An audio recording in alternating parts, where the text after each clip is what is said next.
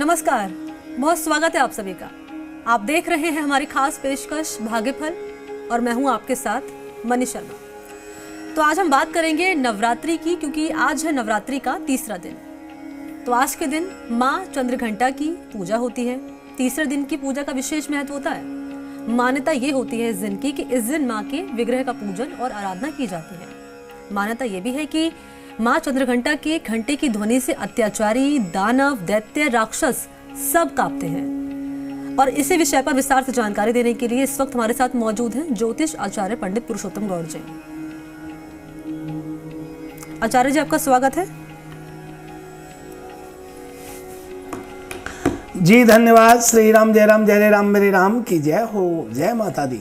तो पहला दिन माँ शैलपुत्री के नाम रहा, दूसरा दिन ब्रह्मचारिणी के, और आज है माँ चंद्रघंटा का दिन। चंद्रघंटा को कैसे प्रसन्न किया जाए माँ को, और किस विधि विधान से माँ की पूजा अर्चना कर सकते हैं, ये जानकारी आप तक पहुँचाएंगे। लेकिन उससे पहले आपको बता दें कि आपके मन में कोई भी शंका है, सवाल है, हमारे साथ जुड़कर अपनी हर शंका का समाधान आप आचार्य जी से जान सकते हैं। नंबर आपकी टीवी स्क्रीन पर हम फ्लैश कर रहे हैं, इस नंबर पर कॉल करके।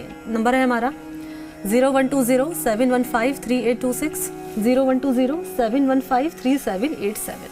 इन दोनों ही नंबर्स पर कॉल करके आपके जो भी सवाल हैं वो आप आचार्य जी से कर सकते हैं। हम अपील भी करेंगे दर्शकों से कि जब जब आप हमसे जुड़े, कृपया करके टीवी की वॉल्यूम बंद कर लें।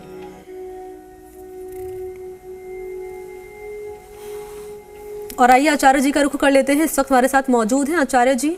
आज है माँ चंद्रघंटा का दिन, और जैसे कि मैंने शुरुआत में बताया दर्शकों को कि माँ चंद्रघंटा के घंटे की ध्वनि ऐसी कि अत्याचारी, जितने भी मन में द्वेष है, पाप है, वो सब खत्म हो जाते हैं। तो मैं चाहूंगी विस्तार से आप प्रकाश डालें कि किस विधि विधान से आज माँ की पूजा अर्चना कर सकते हैं, जो इस वक्त दर्शक हमें देख रहे हैं टीवी स्क्रीन पर।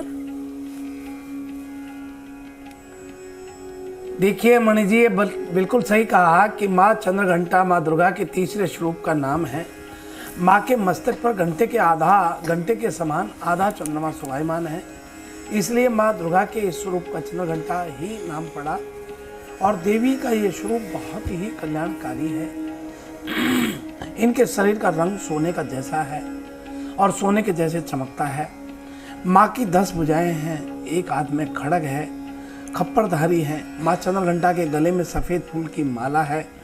इस प्रकार से माँ चंद्रघंटा देवी का ये स्वरूप है। और हम आज सभी दर्शकों को ये बताना चाहेंगे कि आप दुर्गा सप्तशती के पाठ करते हैं, कैसे करें और क्या करें। वहीं माँ चंद्रघंटा को हम सब प्रणाम करते हैं। या देवी सर्वभूतेषु माँ चंद्रघंटा रूपेण संस्थिता, नमस्तस्यै नमस्तस्यै नमस्तस्यै नमो नमः। भगवान कृष्ण द्वारा पांडवों को दी गई ये सीख शत्रु को हराने में आपकी कर सकती है मदद। और वो सीख है कि माँ भगवती को चरणों में पढ़ कर के साष्टांग दंडवत करते हुए समर्पण कर दें, और उसके बाद देखिए माँ की कृपा, आपको क्या आनंद। क्योंकि माँ चंद्रघंटा की ध्वनि से अत्याचारी, दानव, दैत्य और राक्षस भी कांपते हैं, जैसा कि मणि जी ने पहले पूर्व में कहा। तो चंद्रघंटा की उपासना भक्तों में वीरता और निर्भीकता के साथ सौम्यता, विनम्रता का विकास करती हैं। माँ चंद्रघंटा का पीले वस्त्र पहन करके पूजा करें। और चंद्रघंटा का अपना वाहन सिंह बहुत प्रिय है, और इसलिए आप सुनहरे रंग के स्वच्छ वस्त्र पहन करके बैठें। माँ को सफ़ेद चीज़ों का भोग लगाएं। इसमें खीर, सफ़ेद बर्फी जरूर ले लें, और शहद का भोग माँ को अर्पण करें, बहुत प्रिय है। दुर्गा सप्तशती के पाठ कितने दिन में पूरे होने चाहिए, ये भी आपको बताएंगे। देखिए मणि जी, 13 अध्याय को किस तरह हम बांटेंगे कि 7 दिन के अंदर और 9 दिन के अंदर वो पूरे पाठ कर सके। 13 अध्याय यानी 3 चरित्रों का पाठ एक दिन में नहीं कर सकते। तो प्रथम दिन प्रथम अध्याय को करना है, दूसरे दिन 2 पाठ, तृतीय दिन तृतीय अध्याय का पाठ, द्वितीय और तृतीय दिन, और तीसरे दिन 1 पाठ चतुर्थी अध्याय का कीजिए। चौथे दिन आपको पंचम, षष्ठम, सप्तम और अष्टम अध्याय के 4 पाठ करने होंगे। इस प्रकार से 5वें दिन 2 अध्याय, नवम और दसम अध्याय का पाठ कीजिए। छठे दिन आपको सिर्फ 11वां अध्याय करना है। 7वें और आखिरी दिन आपको 2 पाठ, द्वादश और फिर ओदश अध्याय का पाठ करना है, यानी 12वां 13वां। तो ये सप्त आवृत्ति सप्तशती की पूरी हो जाती है और 7 दिन में 13 अध्याय पूरे हो जाते हैं। विधि पूर्वक आप जब ये पाठ करते हैं दुर्गा सप्तशती का, तो कवच, अर्गला और कीलक 3 रहस्यों को भी सम्मिलित इसमें करना चाहिए। दुर्गा सप्तशती के पाठ आपको हर दिन क्षमा प्रार्थना जरूर करनी चाहिए, क्योंकि जाने अनजाने में कोई शब्द की त्रुटि हो जाए, कोई चीज़ हमसे रह जाए, उसके लिए माँ भगवती हमें माफ़ करें, इसलिए क्षमा प्रार्थना अवश्य करनी चाहिए। दुर्गा सप्तशती का कौन सा पाठ करना चाहिए? दुर्गा सप्तशती के पाठ के प्रथम, मध्यम और उत्तर चरित्र का क्रम से पाठ करना चाहिए। भक्त की सभी मनोकामना मां पूर्ण करती हैं। ये शक्ति पर्व है और शक्ति पर्व में भक्ति की महत्ता बहुत है। इसलिए आप शत्रुनाश और लक्ष्मी की प्राप्ति के लिए देवी का पूजन सुबह प्रातः स्नान आदि से करने के बाद दुर्गा सप्तशती के पाठ करें। दुर्गा सप्तशती का पाठ कैसे पढ़ें?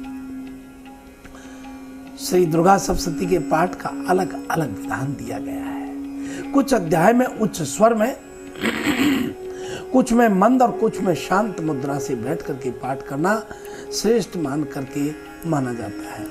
बहुत महत्वपूर्ण जानकारी यही, आप ध्यान सुनिए। जैसे कि कीलक मंत्र को शांत मुद्रा में बैठ करके करना चाहिए। मानसिक पाठ करना है, उसमें बोलना ही नहीं है। देवी कवच उच्च स्वर में करें और अर्गला का प्रारंभ उच्च स्वर में करें और उसका समापन बिल्कुल शांत मुद्रा में कीजिए। दुर्गा सप्तशती के पाठ की संपूर्ण विधि भी बताना चाहेंगे। दोस्तों, संपूर्ण पाठ विधि जो होती है कि आप मंत्र को विशेष मंत्र करना चाहते हैं, किस प्रयोजन के लिए कर रहे हैं, उसे संपुट जरूर लगाएं। और इसमें क्या होता है कि जब संपुट लगाते हैं तो आपके मंत्र की शक्ति बढ़ती है। दुर्गा सप्तशती किताब में बहुत सारे मंत्र दिए गए हैं, आप वहां से ले लीजिए। अगर आप चाहें, अगर आपको ज्यादा मंत्र नहीं कर सकते हैं, तो एक बीज मंत्र है माँ का, ओम दुम दुर्गाय नमः, ओम दुर्गाय नमः।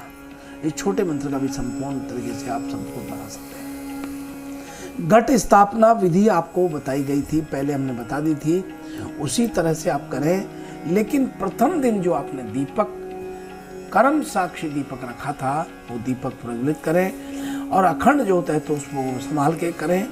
और फिर उसके बाद आपको ज्वारों में जल आदि छिड़कना है, कलश में पानी छिड़कना है और रोज माला बदलनी है और भगवान शंकर का ध्यान करना है, भगवान विष्णु और राम जी और हनुमान जी का ध्यान करना है।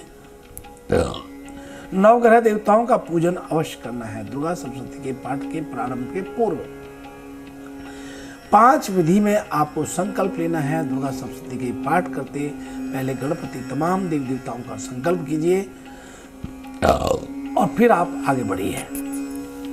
हाथ में जौ चावल या दक्षिणा रख करके आपको माता का ध्यान करना है। ये संकल्प बोलना है कि आपका नाम बोलना है, पिता का नाम, माता का नाम, आपका गोत्र, आपका कार्य प्रयोजन, और फिर माँ के चरणों में उन्हें छोड़ दीजिए। आपका स्थान बोल लीजिएगा। आप पूरी निष्ठा से समर्पण होकर के शक्ति की भक्ति के ध्यान में रहते हैं तो आपकी हर मनोकामना पूर्ण होती है। इन दिनों में जमीन पर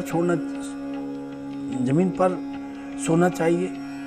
और आपको बता दें कि दुर्गा सप्तशती का पाठ करना चाहिए और 13 अध्याय 7 दिनों में कैसे करें ये आपको हमने बता दिया है। और आप माँ को धूप दीप नैवेद्य आदि का भोग लगाएं।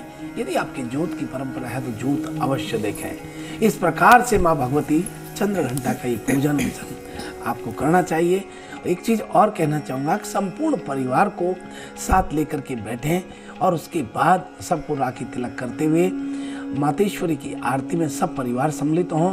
बड़े बुजुर्गों को आप चरण स्पर्श करें क्योंकि उनके चरणों में इलेक्ट्रोमैग्नेटिक वेव्स होती हैं। और साथ में बच्चों को आप आशीर्वाद प्रदान करें। इस प्रकार का जो है भाव रखते हुए पूजा करें, अवश्य आपकी मनोकामना पूर्ण हो। जी। बिल्कुल, आचार्य जी ने विस्तार से जानकारी साझा की है, क्योंकि आज है माँ चंद्रघंटा का दिन और माँ चंद्रघंटा को आप कैसे प्रसन्न कर सकते हैं, कैसे उनका आशीर्वाद ले सकते हैं, कैसे उनकी पूजा अर्चना कर सकते हैं, इसी पर विस्तार से जानकारी आचार्य जी ने साझा की है हमारे दर्शकों के साथ में। आचार्य जी, अब हम कॉलर का रुख कर लेते हैं। इस वक्त पहले कॉलर हमारे साथ फोन लाइन पर मौजूद है, इनका सवाल हम जानेंगे। पहले नाम बताइए अपना। हेलो जी सुरेंद्र जी। मैं सुरेंद्र बोल रहा हूँ सांगत से। आपको नमस्कार और आपको राम राम जी। नमस्कार। राम राम जी बोलना चाहिए आपको। ये बहुत मन को आनंद देने वाली शब्द है जी।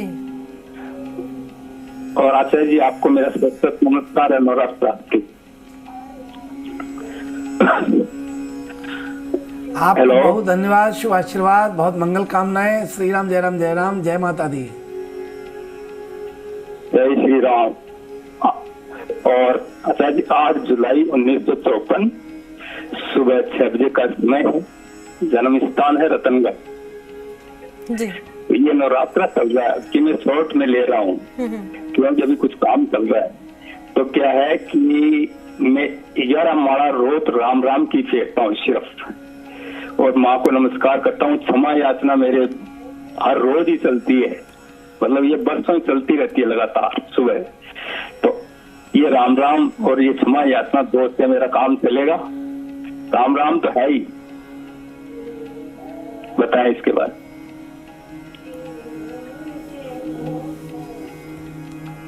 देखिए, आपको ये बता दें कि राम नाम का जप मन की पीड़ा को समाप्त करके चित्त को स्वस्थ बना देता है। अमृत वाणी में उपदेश है कि राम नाम का जपना बहुत पुण्य कर्म है। राम नाम पापों का नाश करने वाला है। जो मनुष्य राम नाम का सुमिरन करता है, सिमरन करता है, उसका मन पवित्र हो जाता है और समस्त शोक संताप कष्ट आदि से मुक्त हो जाता है। देखिए मणि जी, इन्होंने वो काम कर रहे हैं जो बड़े बड़े तपस्वी किया करते थे, महर्षि ऋषि किया करते थे। हमारे परंपराओं में राम नाम को बड़ा महत्व माना गया है और राम नाम का जप किसी भी रूप में आप कर सकते हैं। और इसी को लेकर के मैं आपको मेरा अपना गुप्त आज वार्ता बताना चाहता हूँ, जिसके लिए मैं पूरा दिन भर इसी में लगा रहता हूँ। यदि मेरे फोन आते हैं तो मैं मेरे राम मेरे राम मेरे राम मेरे राम, किसी को नाम से नहीं जानता, नाम से बोलता भी नहीं, प्रत्येक व्यक्ति को मेरे राम करके बोलता हूँ। और मेरा मानना है कि फोन पर पूरे दिन भर में 1000 नाम हो जाते हैं, 30 दिन में 30,000 नाम, 101 दिन में 1.25 लाख नाम का राम नाम का जप हो जाता है और 1 साल में 5 लाख राम नाम का जप बोली भाषा में अनुष्ठान के रूप में हो जाता है। तो ये जप की बड़ी महत्ता है, बड़ी महत्वता है। ये आप ये मान के चलिए कि राम नाम का नियमित जाप करने से शोक संताप सब दूर हो जाते हैं। तो आपने जो काम किया है, संत रविदास महाराज की वाणी में ये सारा संसार को बताया था कि सारे संसार को प्रकाश करने वाला केवल राम नाम है। जिस प्रकार से सूर्य संपूर्ण संसार को प्रकाशवान करता है, उसी प्रकार से राम का नाम भी प्रकाश में बना देता है। और गुरु कृपा से मन परमात्मा में लगे, राम नाम का जप करने को आपको अवसर मिला, इसका मतलब हमारी संगत आपके ऊपर असर कर रही है। आपको बहुत शुभ मंगल आशीर्वाद है, हमें बहुत अच्छा लगता है। और पहले के लोग तो राम राम 2 बार बोलते थे ताकि सामने वाला भी 2 बार बोले, और इसका मतलब हुआ कि ये टोटल मिलाकर के 108 हो जाता है। यानी एक राम राम करने से 108 की माला हो जाया करती थी। और दिन भर में 10 राम नाम कर लिया, 10 मालाएं हो गई। तो ये बड़ा कार्य है, ये बहुत अच्छा काम है कि आप राम नाम का जप कर रहे हैं। आपको बहुत मंगल शुभकामनाएं हैं हमारी ओर से। और मणि जी, आज आप ये मानिए कि कितनी अच्छी बात है कि आपने इन्होंने हलो किया और हलो से पहले आप नाम बोल देते हैं। मणि जी बहुत इंटेलिजेंट है, बहुत समझदार हैं और हमारे दर्शकों को पहचानती है कि प्रतिदिन के दर्शक हजारों लोग इस कार्यक्रम को नियमित रूप से देखते हैं। वो अलग बात है, उनका नंबर नहीं आता, फोन भी नहीं करते, लेकिन देखते तो परमानेंट है। जी मणि जी। अच्छा आचार्य जी, कुछ सवाल है दरअसल मेरे आपसे। पहला सवाल तो ये कि सुबह की अगर मैं बात कर लूँ तो सुबह जैसे पूजा अगर भगवान की करते हैं तो जल भी लोटे में चढ़ाया जाता है भगवान को, क्योंकि 5 से 6 बजे का वक्त होता है या 4:30 से 5 बजे का वक्त होता है, तो उस समय सूर्य उदय होता नहीं है आचार्य जी, तो उस जल का क्या करें? पहला सवाल तो ये रहेगा आचार्य जी। दूसरा ये कि तुलसी की माला अगर पहनते हैं तो उसके पीछे की क्या मान्यता है, क्या उसकी विधि है? क्योंकि मैंने जितना सुना है वो ये कि तुलसी की माला पहन तो लीजिए, लेकिन उसके बाद जो है आपको तमाम चीज़ें फॉलो करनी पड़ती हैं, तमाम बातों का ध्यान रखना पड़ता है। वो कौन कौन सी बातें हैं?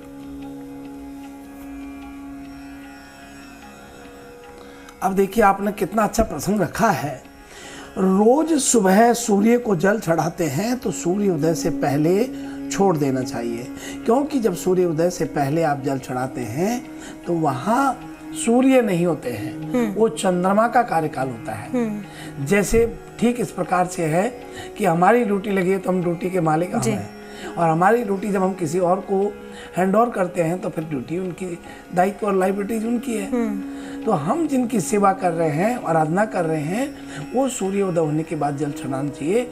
मगर आप बहुत जल्दी आते हैं तो जल के लोटे को आप भर के रख दें और जाकर के चढ़ा सकते हैं, क्योंकि आपने निमित्त रख दिया। उसके बाद चाहे आप शाम को 2 बजे जाएं, 4 बजे जाएं, 5 बजे जाएं, सूर्य अस्त से पहले चढ़ा सकते हैं। एक बात, जो तुलसी की माला पहनते हैं, तुलसी की माला का तो बड़ा ही महत्व है। तुलसी की माला जो लोग पहनते हैं उन्हें नियम धर्म की एक ही बात है। माता बहन पहनती है, उनका जो डेट आता है उसमें भी पहने रह सकते हैं, कोई तकलीफ नहीं है। तुलसी की माला के कोई नियम नहीं है, केवल एक नियम है कि आप तुलसी की माला पहने रहें। तुलसी की माला में कोई ऐसा नियम नहीं है कि आप भोजन करते समय या कोई शराब पीते समय उसको नहीं पहने, ऐसा बिल्कुल नहीं है। तुलसी की माला से कंठ से जब टच होकर के कोई भी आप खाते पीते हैं वो अमृत बन के अंदर जाता है। भगवान को इसलिए तुलसी चढ़ाई जाती है। इसलिए तुलसी की माला का कोई भी नियम विशेष निभाने की जरूरत नहीं है। आप तो नियम एक ही है कि तुलसी की माला पहनिए। जी ठीक है आचार्य जी, बहुत शुक्रिया आपका आचार्य जी। अब हम राशिफल की तरफ बढ़ते हैं और शुरुआत कर लेते हैं मेष राशि के साथ। आइए सबसे प्रथम बात कर रहे हैं मेष राशि के जातकों को। मेष राशि के जातकों को आज धन खर्च काफी होना की स्थिति हो रही है, और उसे लेकर के आपके मन में आज आपको तनाव भी हो सकता है। व्यापारी यदि आप हैं तो ग्राहकों के साथ आज आपकी कोई कहा सुनी हो सकती है, जो बाजार में आपकी छवि को नुकसान पहुंचा सकती है। ऐसे में किसी भी तरह के वाद विवाद से आज दूर रहना ही बेहतर रहेगा। और अब आइए हम बात कर रहे हैं वृषभ राशि वाले लोगों के लिए। आज कैरियर में अभूतपूर्व सफलता मिलने के संकेत दिखाई देते हैं। किसी के द्वारा उचित मार्गदर्शन किया जाएगा। जीवन साथी के द्वारा कोई उपहार आज आपको मिल सकता है, जिससे रिश्तों में मजबूती बनेगी। आज वृषभ राशि वाले लोगों को अपने परिवार में सामंजस्य बनाए रखने के लिए धैर्य और विवेक से कार्य करने चाहिए।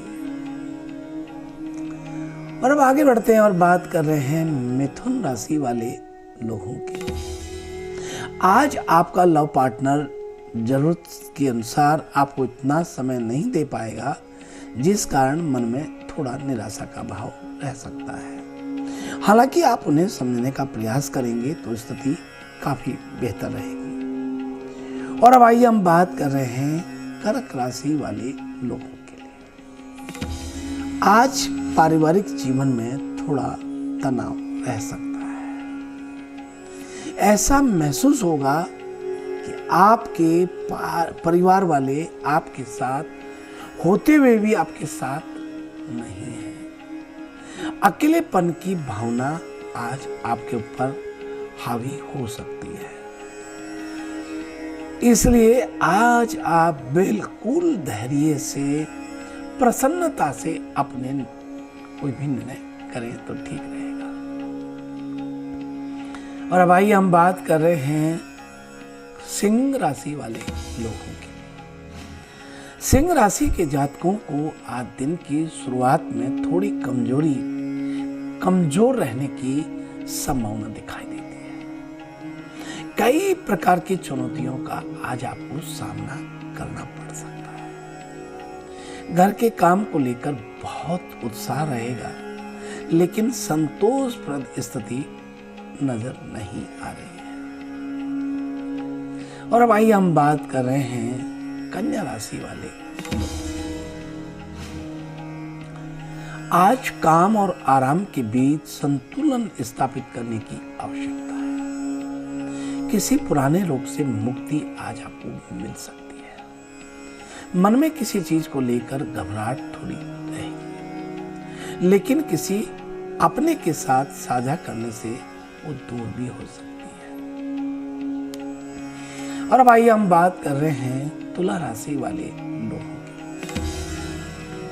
तुला राशि के जातकों को, जो लोग विवाहित हैं, उन्हें जीवन सुखमय होगा और पुराने मतभेद आज आपके दूर हो सकते हैं। एक दूसरे को और अच्छे से जानने का अवसर आज प्राप्त होगा। आप उनके साथ कुछ अनकहे पल आज साझा करेंगे।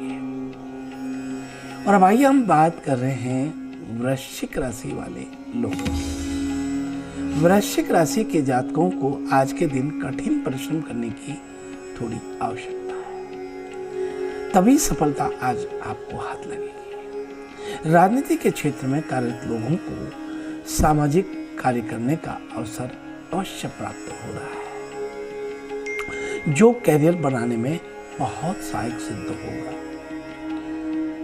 और अब आइए हम अगली राशि का रुख करते हैं धनु राशि वाले लोगों के। किसी दूसरे शहर में ट्रांसफर के लिए अप्लाई किया हुआ है तो उसकी बात आज आगे बढ़ सकती है। कहीं से कुछ ऐसा प्राप्त होगा जो मन को आनंदित करेगा। प्रेम जीवन में मधुरता आज आएगी। और अब आइए हम बात कर रहे हैं मकर राशि वाले। घुटनों या जोड़ों में दर्द की समस्या परेशान कर सकती है। आज गठिया के रोग से पीड़ित व्यक्ति भी परेशानी का सामना करेंगे। मानसिक रूप से आप एकदम स्वस्थ रहने की स्थिति में होते हैं। किसी प्रकार की कोई समस्या आज आपको नहीं परेशान करेगी। और अब आइए हम बात कर रहे हैं कुंभ राशि वाले सभी लोगों की। आज के दिन अपनी प्रतिक्रिया को लेकर के आपकी प्रतिभा का प्रदर्शन बहुत उत्तम रहेगा। आप मनचाहा परिणाम प्राप्त करने की आज संभावना दिखाई देती है। आज स्कूल में आपको लेकर सकारात्मक माहौल रहेगा और आपकी खूब प्रशंसाएं होंगी।